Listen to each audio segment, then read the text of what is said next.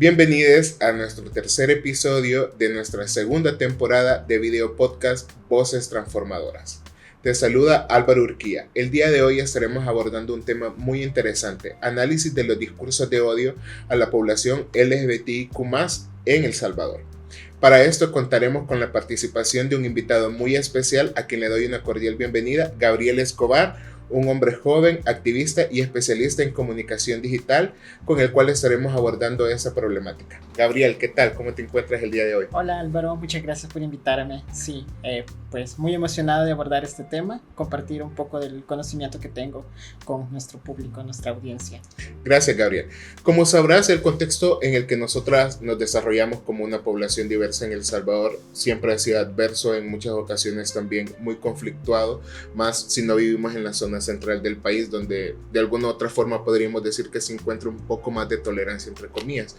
Pero tú, como especialista o conocedor de este sinfín de formas de violencia o de discursos de odio, ¿cómo podríamos nosotras encontrar una diferencia entre un discurso de odio y otras, o las formas tradicionales de violencia que no solo enfrenta a la población LGBT, sino que la población en sí? ¿Cómo podríamos encontrar un diferenciador para que nuestro público pueda entenderlo?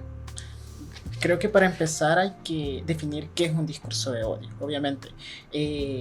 Bueno, primero que todo, a nivel internacional de derechos humanos, de hecho, las Naciones Unidas no tienen una definición de qué es un discurso de odio. Hay como características y con eso definen el concepto más o menos que tienen hasta este momento. Pero para empezar, el discurso depende del orador, es un mensaje que tiene que transmitir. Entonces, el discurso de odio es el mensaje que el orador quiere transmitir para incentivar al odio, a la discriminación, a la estigmatización. Creo que en realidad no es que haya una diferencia, sino que el discurso de odio muchas veces viene siendo la antesala a otro tipo de violencia, aunque en sí mismo el discurso de odio es violencia verbal, porque muchas veces utiliza términos peyorativos o términos denigrantes. En el caso de la población LGBTI, o sea, si nos vamos como a querer, obviamente existen más antecedentes, pero si podemos utilizar, por ejemplo, el ejemplo de la década de los 80, cuando se referían a los hombres gay, bisexuales, mujeres trans y personas que tenían prácticas sexuales de riesgo, el discurso de odio con respecto al VIH era que se transmitía que solo las personas LGBTI tenían el VIH, obviamente con otros términos, ¿verdad? Entonces, por eso me refiero a que el discurso de odio muchas veces en sí mismo es la violencia verbal o es la antesala a otro tipo de violencia, pero no es que haya una diferencia, sino que es como la punta del cañón, es como el primer aviso. De acuerdo, Gabriel. Retomando lo que nos estás comentando, Gabriel, quisiera preguntarte en este momento, tal vez para que nuestro público pueda entender si existe alguna diferencia. ¿Tú crees que puede llegar a existir algún tipo de nivel de odio mayor o menor dependiendo al público de la diversidad sexual al cual puede estar dirigido este discurso? Por ejemplo, a la población gay, a la población lesbiana o a la población trans, o todo el discurso lleva la misma carga, o sientes que a cierto nivel de la población le puede llegar a afectar más o está más rodeado de detractores. Ok, creo que en materia de derechos humanos siempre hablamos de que no es una competencia de quién es más discriminado. Entonces, de la misma forma, no, dentro de los discursos de odio, cómo afectan a las personas LGBTI, no es como que a algunas personas las afecten más y a otras no, sino que hay ciertos hay siglas dentro de la población LGBTI que son más visibles. Por lo tanto, la violencia o el discurso de odio, cómo les afecta, es mucho más visible. No significa que, por ejemplo, las mujeres lesbianas y bisexuales no les afecten los discursos de odio, sino que les afectan de diferentes formas a como les afectan a las mujeres trans o como les afectan a los hombres gay, o a las personas no binarias, las personas queer, o todas estas identidades que entran dentro del espectro no binario. O sea, les afecta el discurso de odio, pero no hay una visibilidad de cómo se les afecta, porque estamos, o sea, fijamos nuestra atención en la violencia más visible, que por ejemplo la violencia física o la violencia letal cuando es un crimen de odio. Entonces, pero en realidad no es que afecte o no, o afecte en mayor medida o no a la población LGBTI.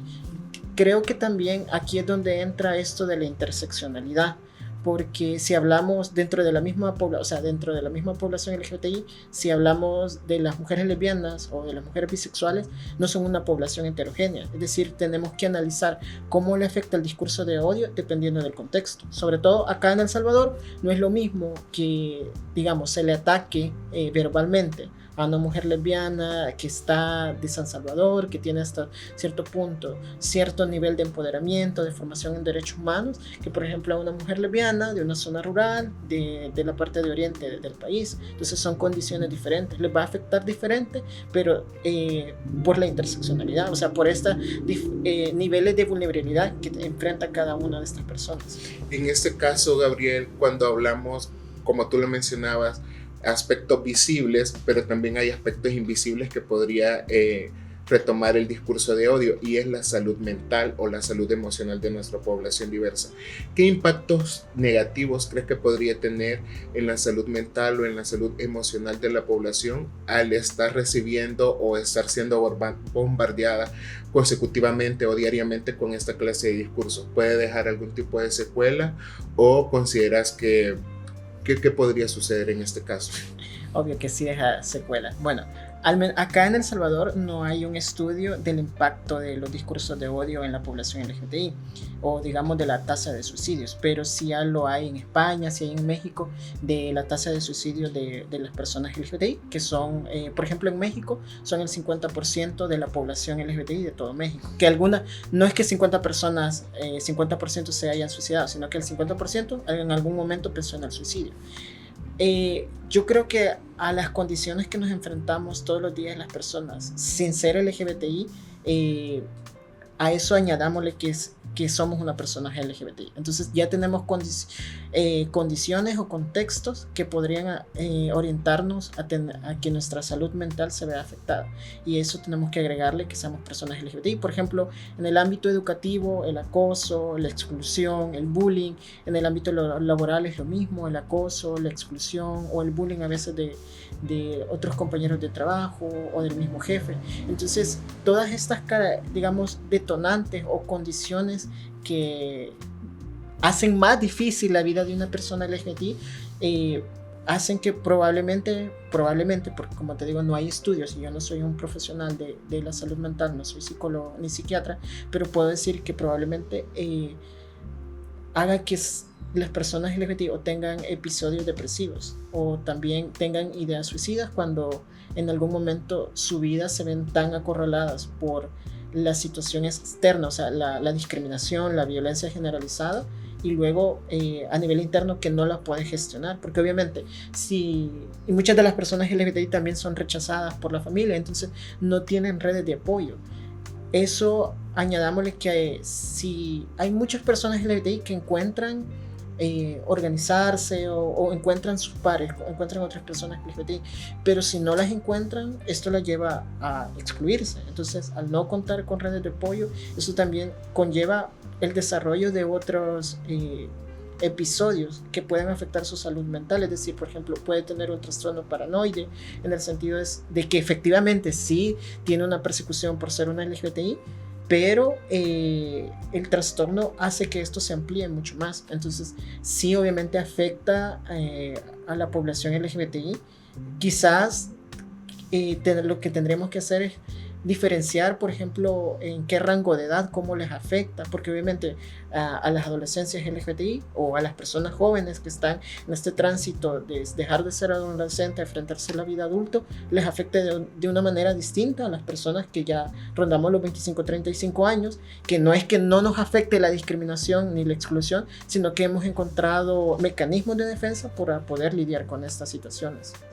En ese sentido, Gabriel, preguntarte y para tal vez ampliarle más el conocimiento a nuestros público, ¿crees que existe una diferencia muy marcada entre violencia física y discurso de odio o crees que va de la mano?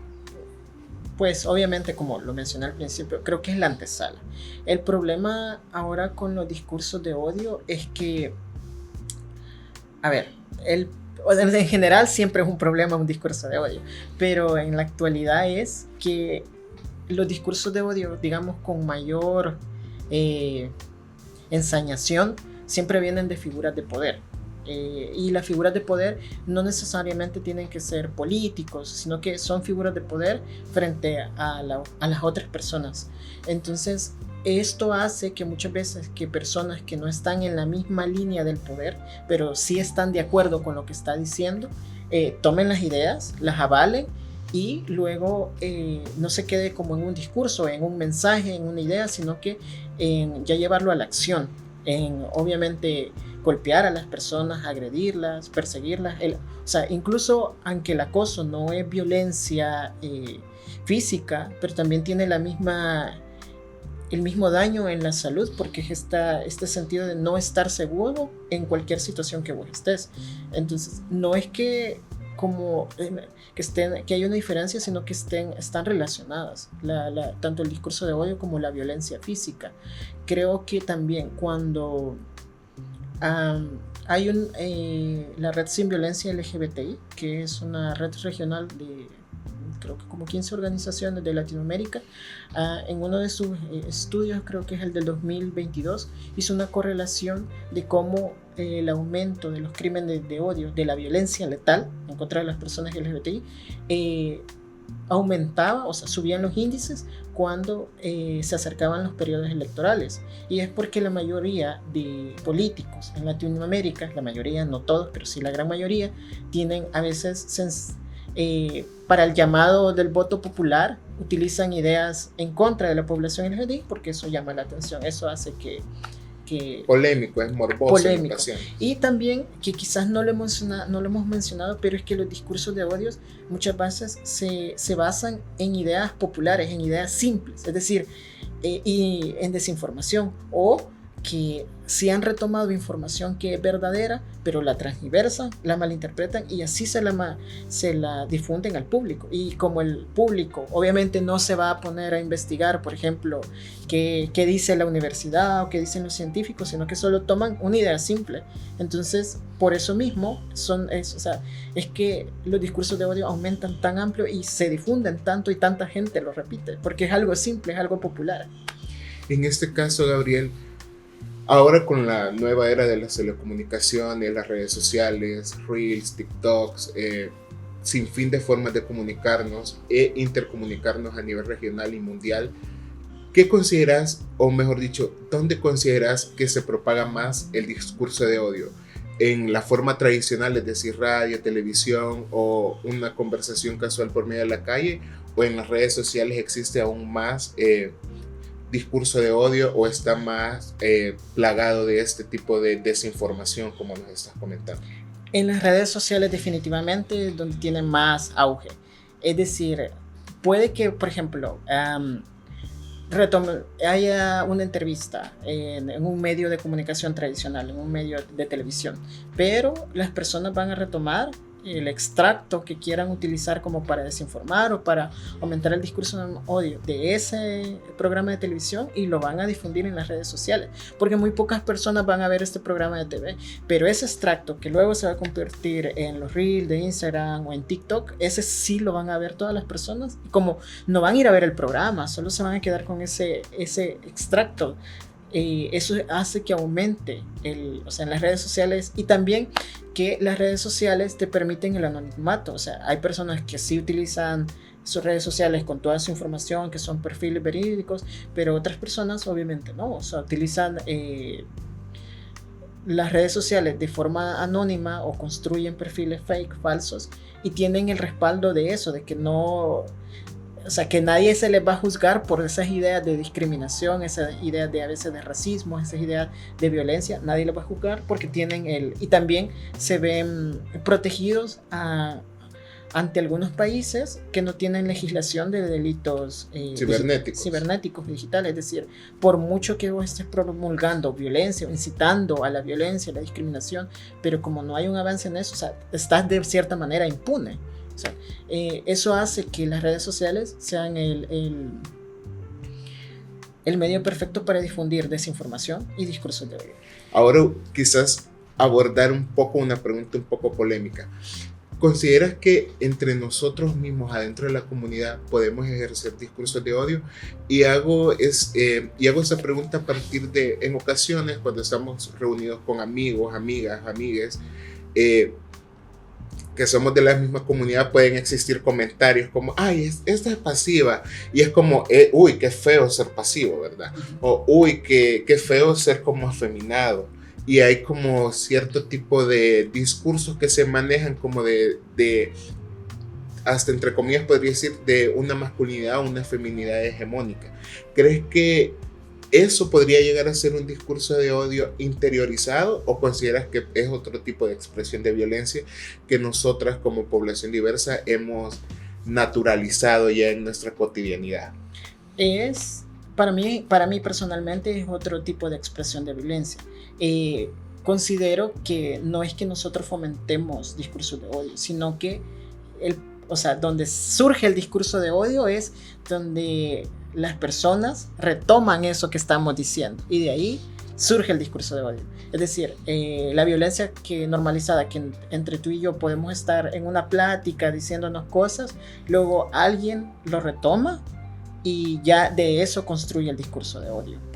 Porque, como te decía, como es de la desinformación, o sea, los discursos muchas veces se construyen desde la desinformación, todas las personas LGBTI en realidad no estamos informadas con respecto a nuestra orientación, o sea, a la parte teórica y la literatura científica de nuestra orientación sexual, de nuestra identidad de género, de nuestras características sexuales, de nuestros derechos. Entonces, desde esa desinformación, o sea, nosotros podemos dar una opinión que puede estar errada o pueda que no tenga ninguna base. Entonces, cuando damos esta información, luego alguien la retoma y luego alguien construye el discurso de odio puede ser, o sea, ni entre ellos se respetan, exigen respeto y entre las mismas personas se atacan, nos dicen que no utilicemos estos términos, pero ellas los utilizan. Entonces ahí es donde retoman los discursos de odio.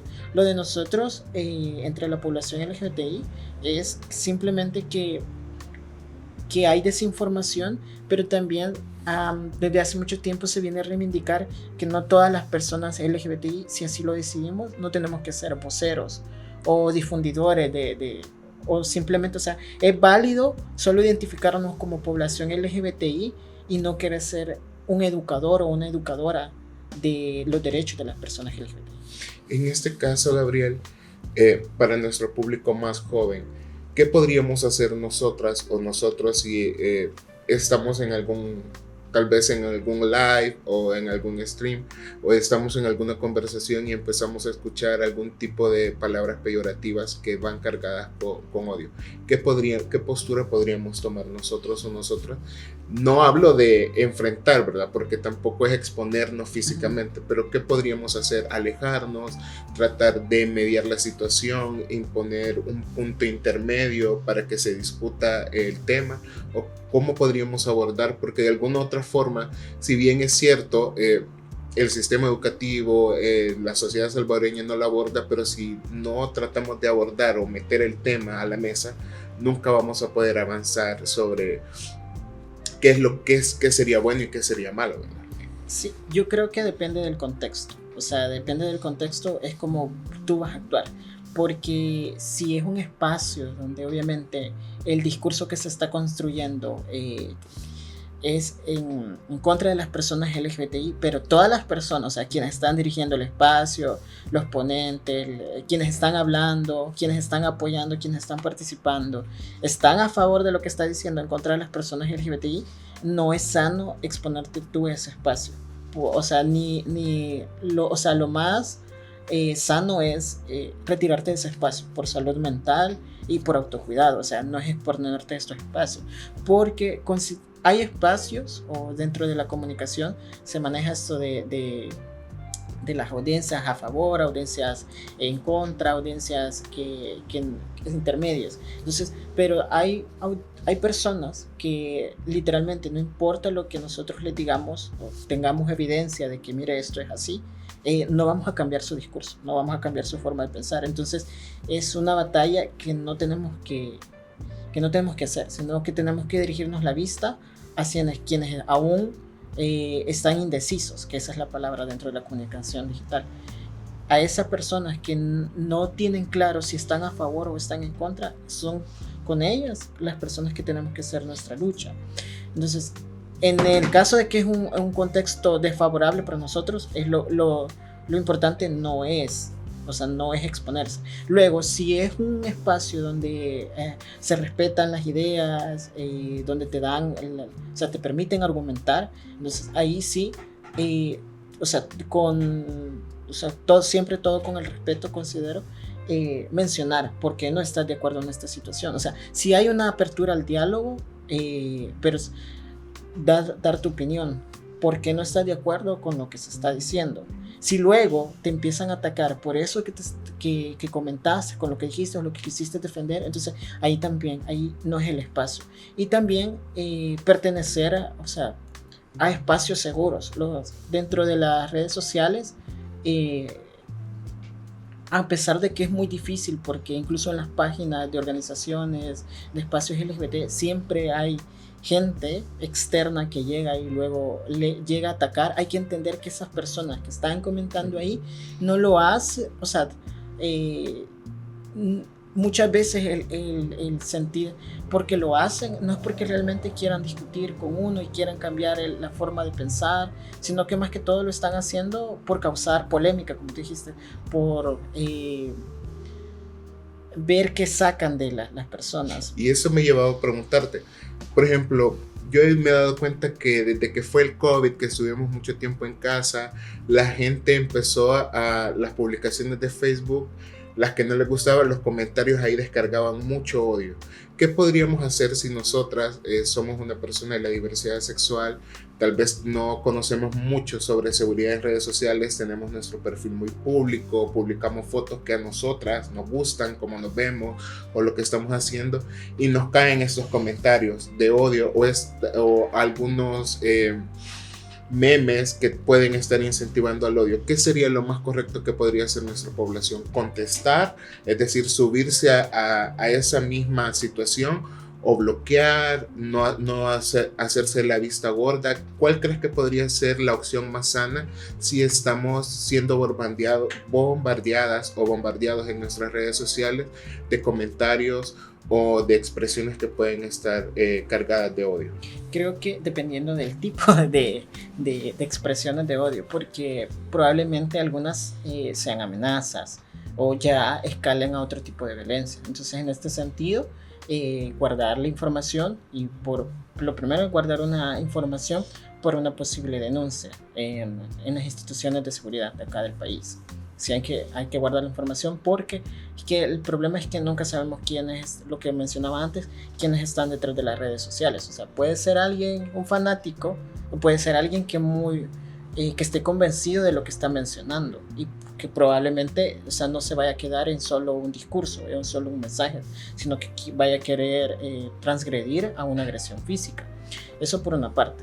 Luego también, bloquear la información, bloquear a las personas, a los perfiles, sobre todo si son falsos o no tienen información. Entonces ahí, o sea, tener más cuidado a quién agregamos a nuestras redes. Pero sí, pero lo que yo mencionaba de bloquear a los perfiles falsos es porque realmente, como no es una persona a la que vos podás ver con quién estás conversando. Muchas veces, por eso son personas que crean perfiles falsos para el hostigamiento. O sea, por ejemplo, en las campañas electorales de mujeres que se lanzan a la política, vos puedes ver muchos perfiles falsos que están atacando. Entonces, muchos de esos perfiles falsos en realidad los crean para construir una narrativa en contra. Entonces, así mismo con la población LGBTI, con las personas, muchos de esos perfiles falsos, o sea, directamente solo los abren para poner este mensaje. No es una persona, o sea, sí es una persona real, pero no es su identidad digital real. Entonces, una buena práctica es, cuando los mensajes, o sea, no son tan amenazadores, bloquearlos, o sea, porque no vas a conseguir nada con ponerte a discutir con esta persona. Y también bloquearlos porque para cuidar de tu espacio digital, del autocuidado, porque si alguien te está atacando, muy probablemente no solo tú te vas a poner a pelear con esta persona, a discutir, sino que también tus amigas, tus amigos, tus amigas se ponen en esa... o tu familia se ponen a discutir con esa persona que te está atacando. Entonces ahí se genera o sea, el troll o la cuenta fake que tiene lo que quería, que es conseguir atención, conseguir, ¿cómo se llama? Interrumpir en tu espacio digital. Gabriel, hemos estado abordando durante todo este tiempo el tema del análisis de los discursos de odio a la población LGBT en nuestro país, y ya casi para ir terminando esta pequeña conversación, preguntarte, ¿qué recomendaciones les podríamos dar a nuestra población diversa para que puedan hacer más seguras sus redes sociales, ya que en muchas ocasiones los discursos de odio aparecen ahí, ya no tanto en el aspecto presencial o social, sino que es en la área digital? ¿Cómo podríamos o qué podríamos recomendarles para que bloqueen estas personas que vienen cargadas con discursos homofóbicos, de odio o denigrantes, y tratar de fomentar una cultura digital más segura? Bueno, lo primero creo que es que hay que recordar nuestras prácticas de seguridad digital. Creo que desde que comenzaron las redes sociales surgió esto de no agregar a las personas que no conocemos, pero no siempre se cumple, porque a veces como tenemos amigos en común, lo agregamos. Creo que lo primero es eso, hacer como una revisada de las personas que tenemos, si realmente conversamos con esta persona. Eso por una parte. Luego tener cuidado con la información personal que publicamos, es decir, muchas veces no es necesario poner toda nuestra información en las redes sociales, sobre todo en estos contextos donde las personas utilizan esa información luego para acusarnos o atacarnos. Eso por otro lado. Y luego siempre tener una red de apoyo de personas a las cuales acudir, porque muchas veces por esta misma información que nosotros publicamos de nuestra vida, los ataques pueden ser muy personales y pueden lastimarnos. Entonces tener esta red de apoyo que cuando surjan estos ataques nos respalden y nos digan no, esto no es cierto o esto no es así. Y luego o sea, guardar la información si es alguien que no solo está diciendo algo muy agresivo, sino que realmente ya está haciendo una amenaza. Entonces guardar esa información y si es necesario luego colocar una denuncia ante las autoridades. Y luego también otra recomendación es bloquear los perfiles, o sea, no darles espacio en nuestra autonomía digital, en nuestro espacio digital, porque al final no solo nos protege a nosotros, nosotras, sino que también protege a las personas del alrededor.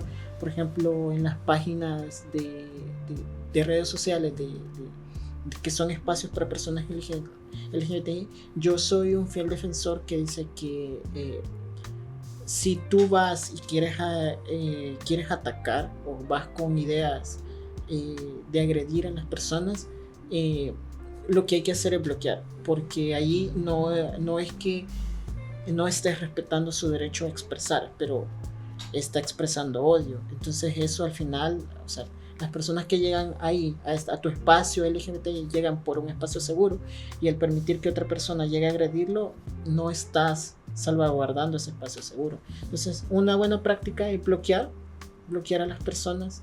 Si consideras, por ejemplo, porque a veces puedes diferir con una persona de pensamiento, o sea, puedes argumentar con esta persona. Y está bien, porque no todos tenemos que pensar igual. Entonces puedes argumentar, puedes decirle por qué crees de esta forma, y luego sacar,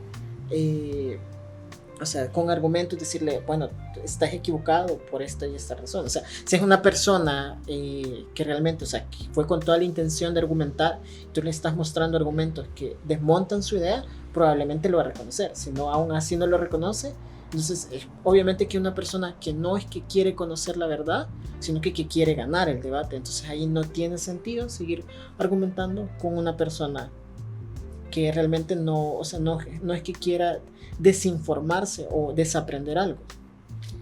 Interesante, Gabriel. Ya la última pregunta para cerrar esta entrevista, que ha estado muy interesante. Hemos estado abordando durante este tercer episodio el discurso de odio hacia la población LGBTI en nuestro país. Gabriel, anteriormente nos estabas hablando sobre las redes de apoyo. En muchas ocasiones, o para muchos de nosotros, las personas diversas, la familia es una red de apoyo. Pero en casos que a veces la familia es una detractora, ¿cómo podríamos generar una red de apoyo con nuestras amistades? Creo que una de las formas de construir una red de apoyo con nuestras amistades, primero que todo, es que muchas veces para la población LGBTI, nuestras amistades son nuestra familia, es la familia que construimos. Primero identificar los posibles riesgos, los posibles perfiles que son detractores, porque probablemente, o sea, a veces crean un buen perfil, pero luego si lo bloquea vuelven a crear otro perfil y ves cómo se maneja el mismo lenguaje y ya identificas que es la misma persona la que te está atacando. Creo que eso por una parte, y luego encontrar espacios de autocuidado donde obviamente de sano esparcimiento, donde podamos hablar de esta situación, de que a veces cómo nos hacen sentir estos ataques o cómo nos... Porque como normalizamos a veces tanto la violencia, no nos damos el espacio de hablar de cómo nos hace sentir y solo pensamos en lo fuerte que somos frente a estos posibles ataques. Pero tenemos que darnos el espacio de sentirnos vulnerables y de hablar de las emociones o sentimientos incómodos que nos haga sentir. Gracias, Gabriel.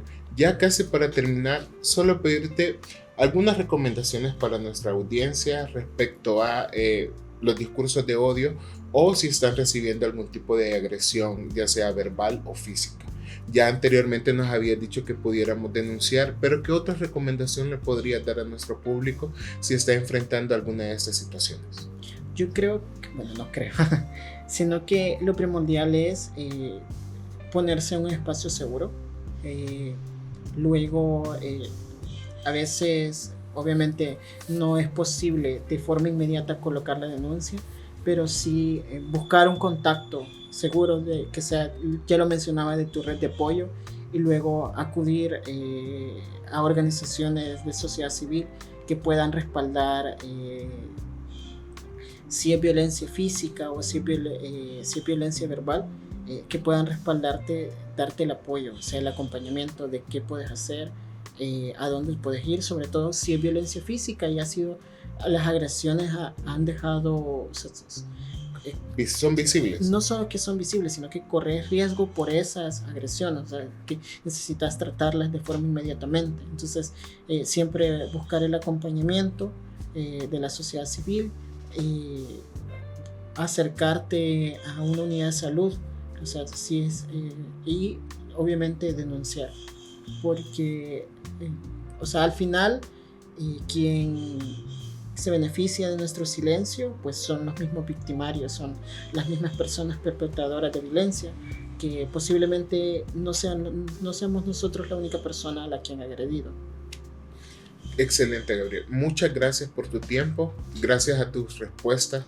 Creo que para nuestra audiencia hemos aprendido un poco más a identificar y a conocer cuáles son los contextos en los que se pueden desarrollar o en los que se pueden expresar los diferentes tipos de discursos de odio, y también hemos aprendido un poco cómo podemos nosotras o nosotros crear una red de apoyo o una red de seguridad que nos permita identificar estos discursos de odio y bloquearlos de nuestra vida.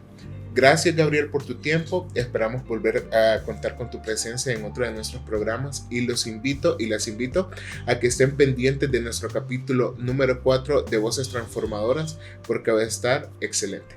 Feliz día, cuídense.